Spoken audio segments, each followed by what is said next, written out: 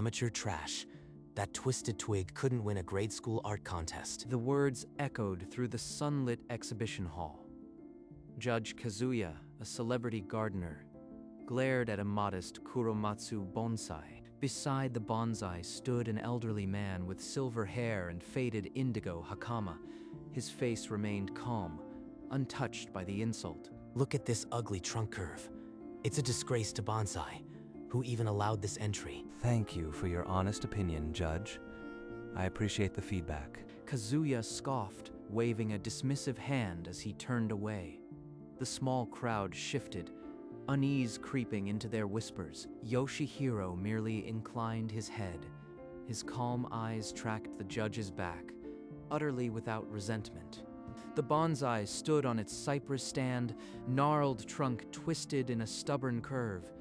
Sunlight caught its tiny leaves like a quiet defiance. No one else spoke.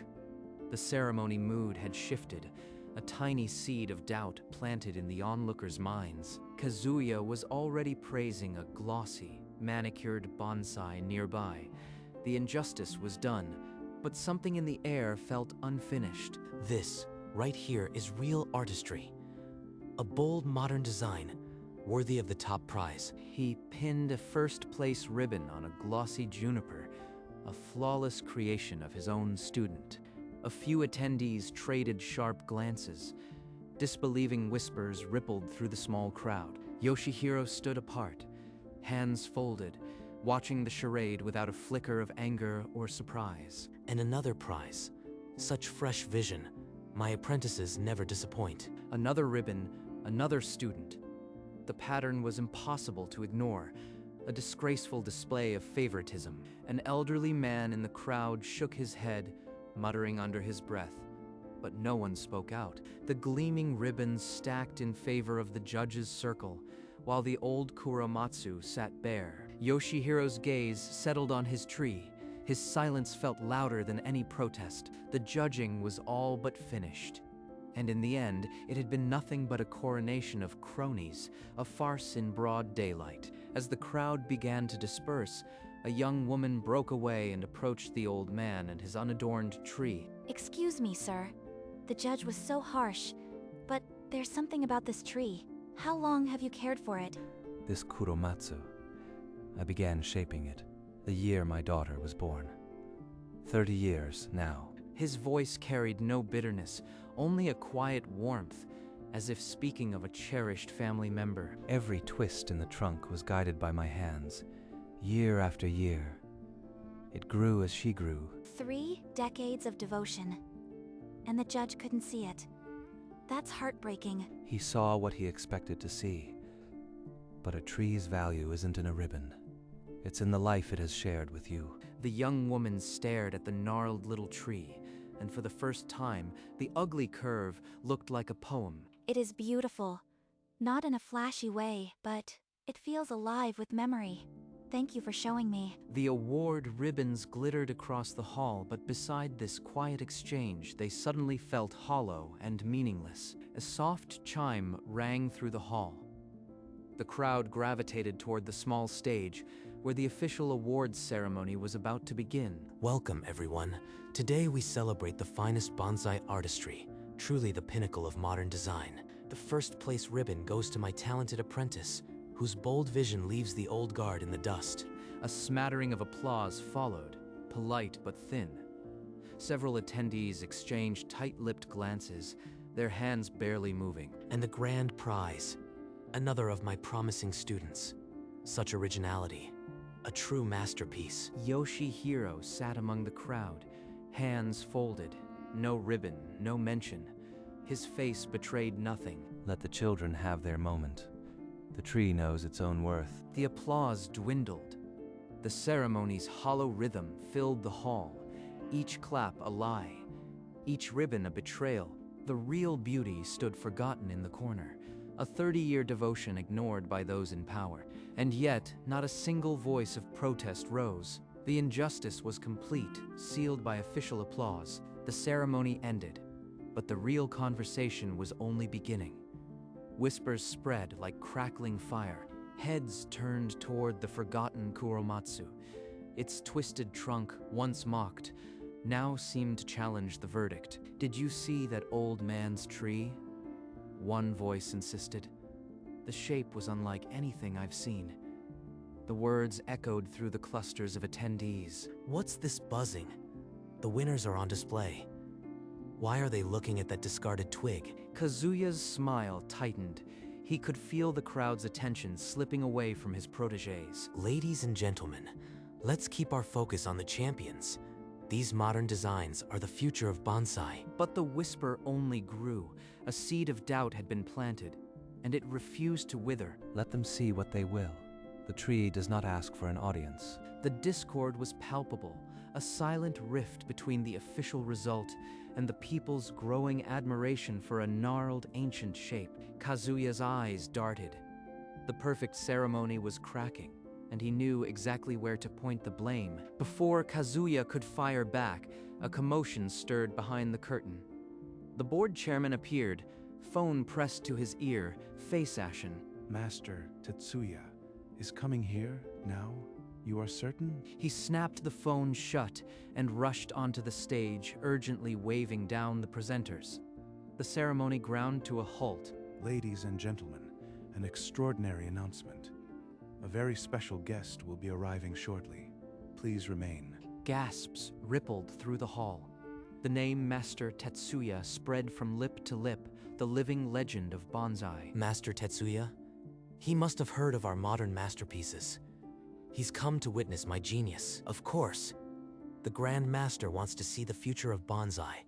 Tell him our winners are ready for his blessing. He straightened his blazer, a renewed smirk spreading. The unease of moments before vanished in a wave of self-importance. Minutes stretched.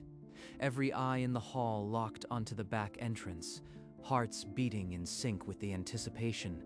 But no one, not the board, not the crowd, and especially not Kazuya, could guess why the Grand Master had truly come. The heavy back doors creaked open. A frail silhouette emerged from the light, the tap of a cane echoing through the hall. Master Tetsuya stepped inside. The crowd parted instantly, as if moved by an invisible hand. His old but piercing eyes swept the room. Not a single person dared to breathe. Master Tetsuya, an honor, please. Let the ceremony resume. The champions await your blessing. But the Grand Master did not turn. He walked straight past the stage, his gaze fixed on the bonsai displays. Kazuya's smile vanished. Confusion and a cold dread flickered across his face. The Grand Master moved deliberately, his cane marking each step.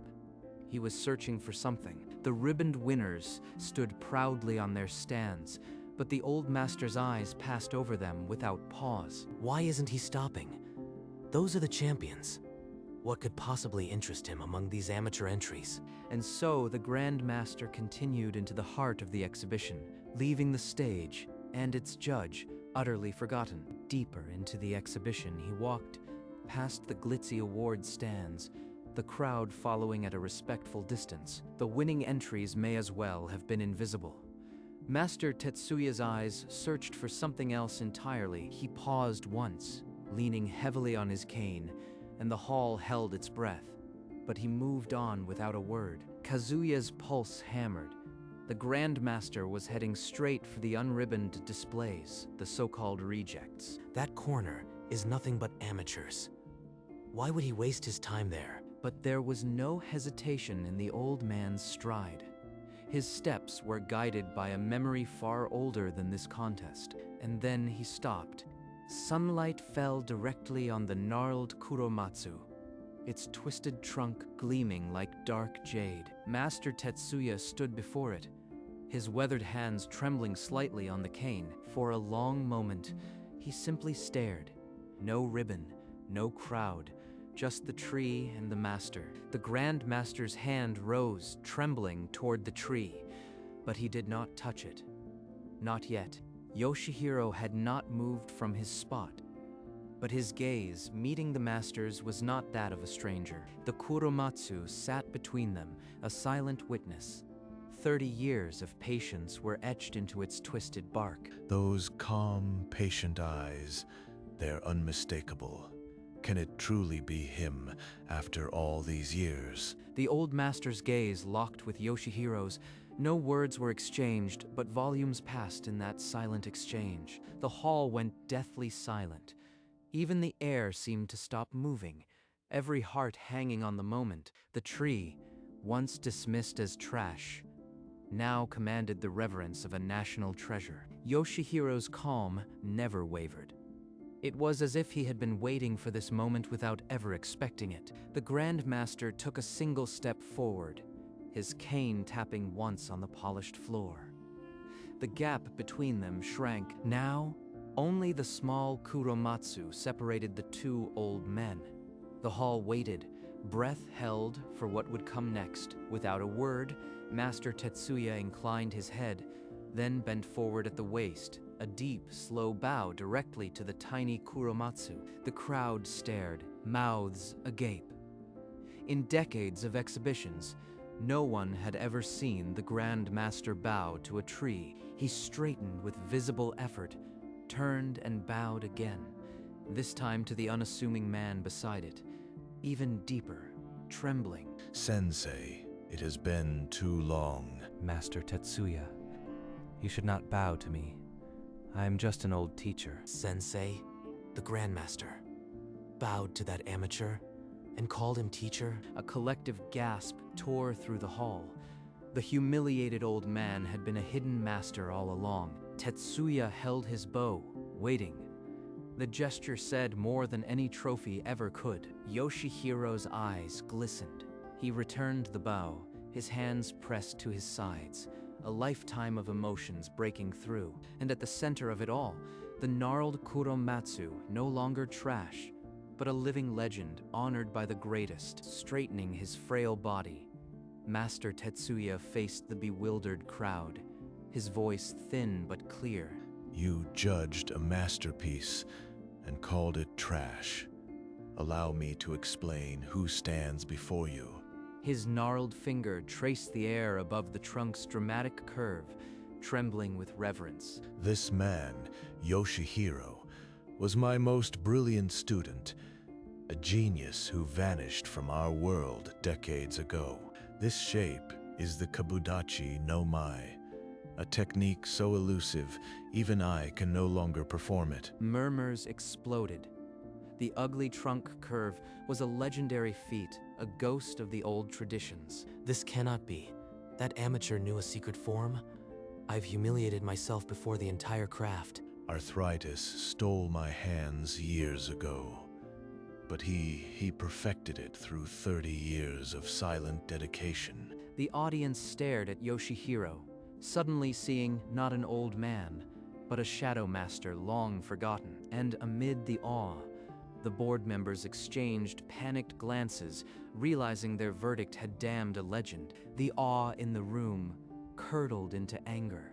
Dozens of eyes turned to the judge, their gazes sharp as thorns. Kazuya staggered forward, his composed facade crumbling.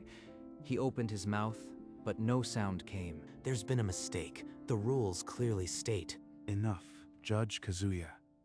Your words have done enough damage already. The board chairman pulled two officials into a frantic huddle near the stage. Urgent whispers flew back and forth. We've ruined the exhibition. This will be a national scandal. We must act now. No. My show, my career, it can't end like this. Not because of some old man and his twisted tree. Yoshihiro stood still, the center of a storm he never asked for. His serenity a silent rebuke to the chaos. I trust the board will restore honor to this contest. The truth is now in your hands. The board members nodded grimly. The contest's integrity and their own futures depended on what they did next. The huddle broke as Kazuya shoved his way inside, his face a mask of frantic desperation. The rules are absolute. A judging panel's decision is final and cannot be overturned. But the Grand Master himself has exposed a grave error. We cannot simply ignore his testimony. Testimony is not a scorecard. Unless there's a formal rule violation, the results stand. The officials whispered among themselves, caught between procedural rigidity and the plummeting credibility of their exhibition. If we uphold this farce, the public will crucify us. But if we change it, we admit incompetence. My career, my television show, hangs in the balance. You owe me your support after all these years. Loyalty to the truth outweighs loyalty to any individual. Judge Kazuya, the board must act with honor. A heavy silence fell. Kazuya's last plea had shattered against the chairman's resolve. The board members exchanged loaded glances. A decision was forming, one that would strip the judge of his last shield. Before the board could voice their ruling, Master Tetsuya's cane tapped once on the marble floor, silencing them. True honor is not in never erring, but in having the courage to correct mistakes. He turned his ancient gaze toward Yoshihiro, who stood quietly, still untouched by the greed for recognition. I did not enter this contest for ribbons. The tree is its own reward. The weight of those words settled over the room. Even the chairman's stern expression softened into profound respect. Then, in the spirit of true honor, we must correct this grievous wrong. The verdict is hereby revoked. The officials nodded in solemn agreement. One by one, they cast aside the rulebook's cold logic for the warmth of integrity. Kazuya staggered back as if struck, his last legal refuge crumbling into dust. The word revoked echoed like a death knell. Yoshihiro gave a small bow, not of thanks, but of acknowledgement. He had never sought to win, only to be seen, and in that moment, the contest's true winner was decided not by a judge's score, but by the heart of a master and the humility of a teacher. But there is more you must know. Yoshihiro did not simply leave. He sacrificed a future few would dare abandon. Decades ago, he was poised to inherit my school. Then his wife fell ill, leaving him alone with a newborn daughter.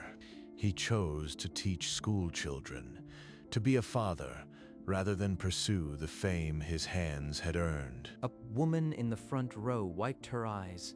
The story had transformed the contest into something sacred. I mocked a man who gave up everything for his child. What have I become? My daughter was my greatest creation. The bonsai simply grew beside her. This tree holds 30 years of a father's love, a masterpiece no ribbon can measure. Sniffles echoed. Even the sternest officials turned their heads, moved by the quiet power of his story. Kazuya slumped against the wall, the weight of his arrogance crushing the last of his pride. In that hall, bonsai was no longer about beauty alone.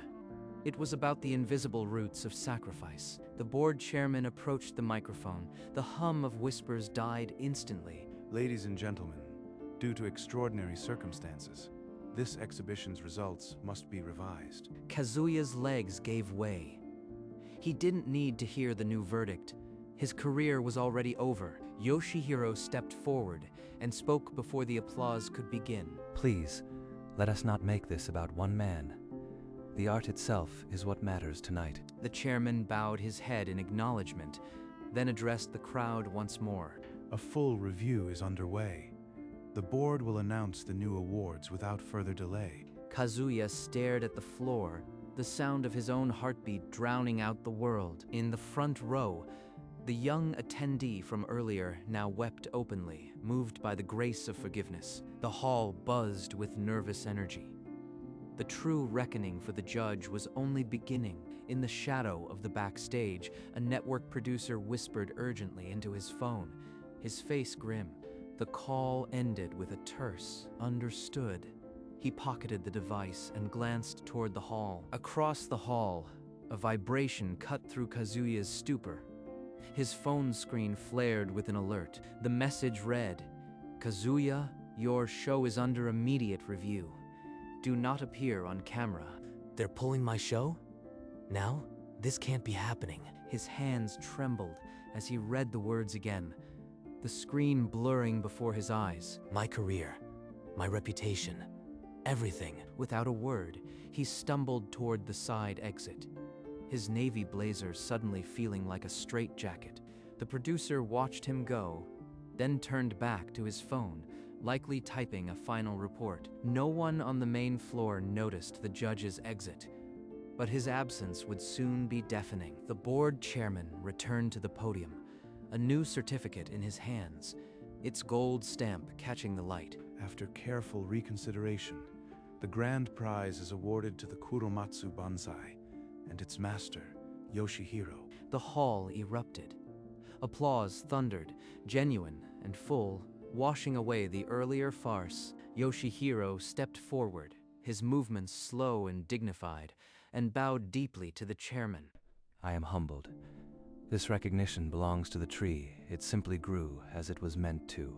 Master Tetsuya watched from the side, a satisfied smile on his weathered face, leaning on his cane. Through the glass door at the back, a lone silhouette paused, Kazuya watching for a final second, then disappeared into the night. The young attendee who had first seen the beauty now cheered loudest, tears streaming down her face. The certificate gleamed under the lights, its gold lettering finally matching the truth that had been there all along. Yoshihiro held the prize, but his eyes never left the gnarled Kuromatsu, the silent champion that had needed no ribbon.